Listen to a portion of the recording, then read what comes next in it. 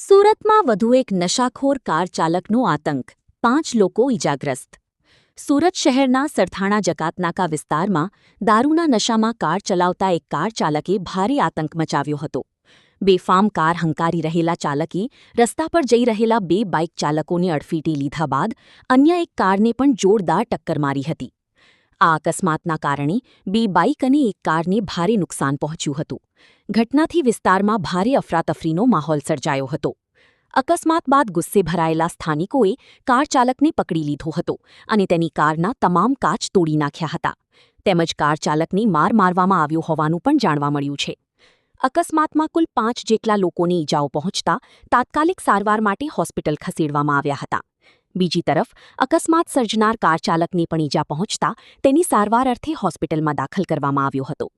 ઘટનાની જાણ થતાં સરથાણા પોલીસ તાત્કાલિક સ્થળ પર પહોંચી હતી અને પરિસ્થિતિને કાબૂમાં લઈ વધુ તપાસ તથા કાયદેસરની કાર્યવાહી હાથ ધરી હતી.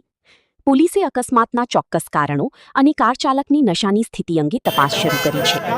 આ ઘટનાએ ફરી એકવાર નશાની હાલતમાં વાહન ચલાવવાના ગંભીર જોખમો સામે લાવી દીધા છે અને ટ્રાફિક નિયમોના કડક અમલની જરૂરિયાતને ઉજાગર કરી છે. મારું નામ મનીષ વાઘાણી છે. અત્યારે સરથાણા વિસ્તાર છે, અત્યારે ગીચ વિસ્તાર છે, એમાં નબીરાઓ આ જે ગાડી ઇલેક્ટ્રિક ગાડી છે જે ઈ-વ્હીકલ કહેવાય, એમાં એક વ્યક્તિએ દારૂ પી અને રાહદારીઓને ઝપટમાં લઈ લીધા છે. એક તો 4 વ્હીલ ગાડી જે બંધ કન્ડિશનમાં હતી એને પણ અત્યારે ઉડાડી છે. 2 લેડીઝો જે છે એને પણ ઉડાડ્યા અને 3 જેન્ટ્સને જે 2 વ્હીલ લઈને જતા હતા એને હોતી ઉડાડ્યા છે. શામધામ મંદિરેથી આ ગાડી જે મન ફાવે એમ ચલાવી અને એક રિક્ષાવાળાને પણ ના હરફેટમાં લીધો અને આ બાજુ આવી અને લેડીઝો અને એક 2 વ્હીલ વાળાને અને આ જે ગાડી બંધ હાલતમાં પડી હતી એને હોતી ઉડાડી અને આ જે ભાઈ ડિવાઇન્ડર માંથી તમે જોવો છો ગાડી અત્યારે ચડાવી દીધેલી છે. એટલે આ સુરતની અંદર જે અમદાવાદમાં જે ઘટના ઘટી હતી એવી જ ઘટના અત્યારે સુરતની અંદર ઘટી છે કે દરરોજ ને દરરોજ દારૂ અને ડ્રગ્સનું જે સેવન કરી અને મન ફાવે એમ ધોળા દિવસે આ લોકો ગાડી ચલાવી અને જેમ ફાવે એમ આ લોકો ગાડી ચલાવી અને લોકોને રાહદારીઓને અડફેટે લે છે.